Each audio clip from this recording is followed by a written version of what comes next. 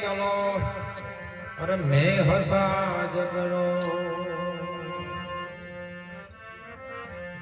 અરે વાણી તો બહુ ગાઈ અને કાધું બધું દુનિયાનું એઠું અખો ભગત કેરા તો બલાડું કાઢતા અંદર ઊંટીયું બેઠું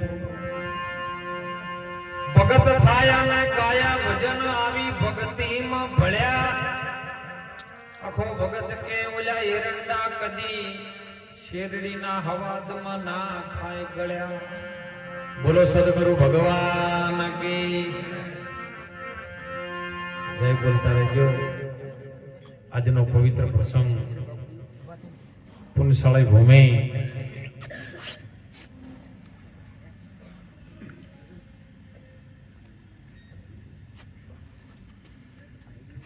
કાંબળી ગામની આ ધરતીમાં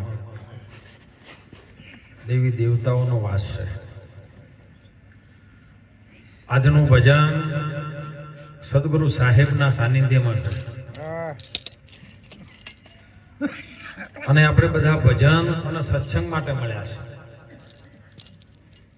મહાપુરુષો વાણી દ્વારા સત્સંગ દ્વારા કોઈ ગદમાં કોઈ પદમાં એક સાચી દિશા ને સાચી વાત છે જે મહાપુરુષોની છે. એ વાત આપણને સમજવા માટે કંઈક કહેતા હોય છે, ઈશારા કરતા હોય છે. એ ઈશારો જો કદાચ સદગુરુના શબ્દમાં જેનું લક્ષ્ય હોય, લક્ષ્યાર્થી પુરુષ હોય, જેનું જીવન જિજ્ઞાસુ રૂપી હોય અને એ જીવ કદાચ સદગુરુના શબ્દમાં ધ્યાન રાખે તો આ વાતનો તરત ઉકેલ થઈ જાય એવી વાત છે. મળ્યા શું તો મળશું. આ તો માનવતાના બધા મેળા એક ઘડી જો એવી આવી જાય અને દેહ ભમો ન થાય કદી. અત્યારે આપણે આટલા જણા બેઠા છીએ પણ કદાચ હવારોમાંથી અડધા જણા નાયા હોય એટલે મળ્યા સહી પળ છે નહીં, પળને તમે સાધી લો. તારી એક એક પળ જાય છે આ લાખની માળા જપી લે મારા નાથની.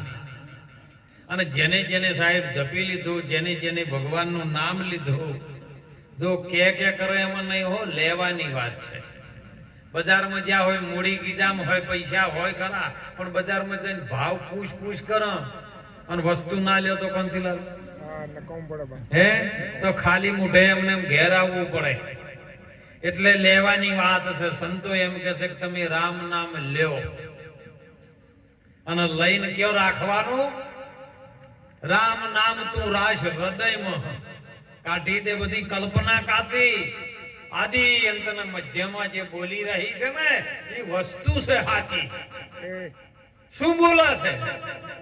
સંતો મહાપુરુષો પોકાર કરી કે છે કે તારી કાયામાં કોણ?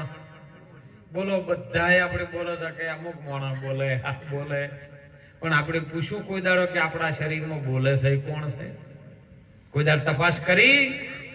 બસ રાતે 9 વાગે ભજનમાં બેસવું, ગાવું, હારા ગોટા તાજા થાય તો ખાઈને રાતે હોઈ જાવ.